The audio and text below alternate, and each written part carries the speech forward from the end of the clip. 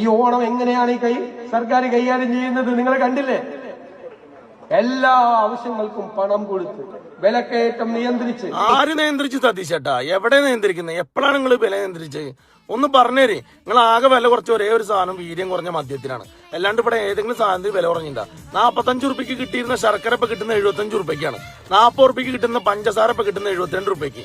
നേന്ത്രപ്പഴത്തിന് 35 റുപ്യ ഉണ്ടായിരുന്നുള്ളൂ, ഇപ്പൊ 75 റുപ്യായി. നിലവിലെ യാഥാർത്ഥ്യങ്ങൾ അതാണ്. നിങ്ങൾ ഈ കാറിൽ നിന്ന് ഇറങ്ങിയിട്ട് ഒരു പ്രസംഗം നടത്തിയ ഒരു ഗുണ്ടങ്ങ് വിട്ടിട്ട് വീണ്ടും കാറിൽ കയറി വേറെ സ്ഥലത്ത് പോയിട്ട് ഇതേ പ്രസംഗം നടത്തിയ ഒരു ഗുണ്ടങ്ങ് വിട്ടാ നാട്ടിലുള്ള സാധനങ്ങൾക്ക് വില കുറയും തോന്നുന്നുണ്ടാ? അല്ലെങ്കിൽ അങ്ങനെ ആരെങ്കിലും പറഞ്ഞ നിങ്ങളോട്? ഈ ദൃശ്യം സിനിമയിൽ ജോർജ് കുട്ടി പോലെ നിങ്ങളിങ്ങനെ ഓരോന്ന് സമർത്ഥിച്ചെടുക്കാൻ വേണ്ടി കള്ളങ്ങൾ മാത്രം പറഞ്ഞുകൊണ്ടിരിക്കുക. അറിയാമേലായിട്ട് ചോദിക്കണം സതീശേട്ടാ. നിങ്ങൾ പറഞ്ഞല്ലോ സകല മേഖലയിൽ പൈസ കൊടുത്ത് വില നിയന്ത്രിച്ചിരുന്നു. പൈസ കൊടുത്ത് നിങ്ങൾക്ക് പറയാതിരിക്കാൻ നിവൃത്തില്ല. 100 ദിവസം പിന്നിടുമ്പോഴത്തേനും കേരളത്തിന്റെ കടം 32,000 കോടിയായി. ഞാനും നിങ്ങളും ഇത് കേൾക്കുന്ന എല്ലാവരും ആ കടത്തിന് ബാധ്യസ്ഥരപ്പെട്ടവരാണ്. ആ 32,000 കോടി നിങ്ങൾ എന്ത് ചെയ്ത്? സാധാരണ വിലക്കയറ്റുണ്ടായി ഓണക്കാലത്തൊക്കെ സ്പെഷ്യൽ അരി ഇറക്കും സർക്കാർ. പണ്ട് പിണറായി സർക്കാർ ഇറക്കിയത് 10 രൂപയ്ക്കാണ് ആ അരി കൊടുത്തിരുന്നത്. ഇന്ന് ആ അരി ഇപ്പൊ കൊടുക്കുന്നത് 26 രൂപയ്ക്കാണ്. അതുമായി ബന്ധപ്പെട്ടിട്ട് വകുപ്പ് തല മന്ത്രിയോട് ചോദിച്ചപ്പോ പറയാണ് 26 രൂപയ്ക്ക് മേടിക്കാൻ ആളുണ്ട് അത്ര.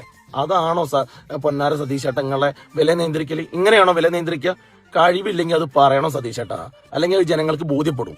വില നിയന്ത്രിച്ചത്ര 32,000 കോടി കേരളത്തിന് വേണ്ടിയിട്ടും സാധാരണക്കാർക്ക് വേണ്ടി നിങ്ങൾ കടമെടുത്തെന്ന് പറയും. എന്ത് ആവശ്യത്തിന് പറ?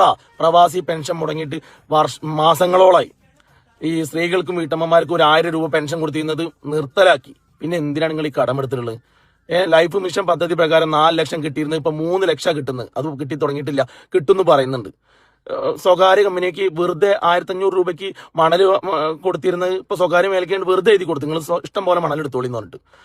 മെഡിക്കൽ കോളേജിൽ 14 ഇനം ടെസ്റ്റുകൾക്ക് നിങ്ങൾ ഫീസ് ഈടാക്കി. ഇതൊക്കെയാണ് നിലവിലെ യാഥാർത്ഥ്യങ്ങൾ.